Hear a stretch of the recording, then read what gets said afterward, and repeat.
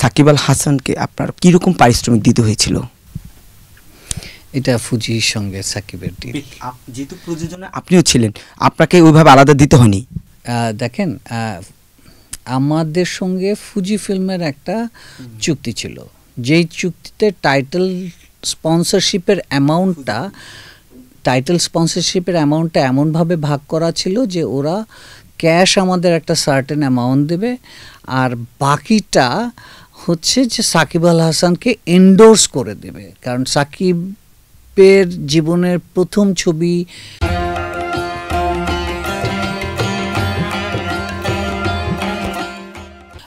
আমি সবসময় আমার ছবিগুলোতে নতুনদেরকে হাজির করতে চেয়েছি।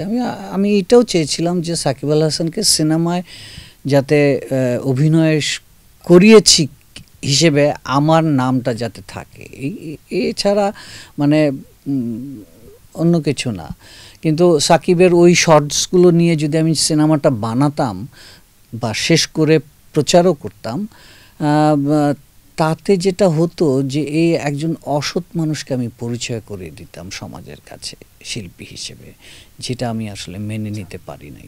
অনেক সময় দেখা যায় যে সিনেমার অভিনয় শিল্পীরা বা নাটক যেখানেও পারিশ্রমিকের বনিবনা না হলে তারা সরে যায় বা তারা শিডিউল দেয় না।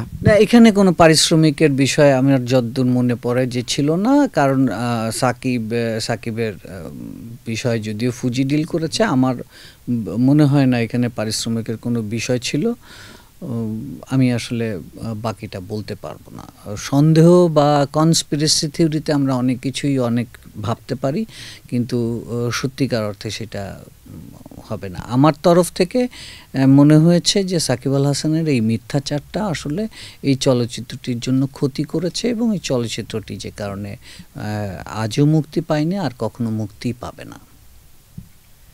তাহলে বিষয়টা কি এরকম যে সাকিব আল হাসানের সাথে ব্যক্তিগতভাবে আপনার কখনো কোনো সমস্যা তৈরি হয়নি শুটিংয়ে?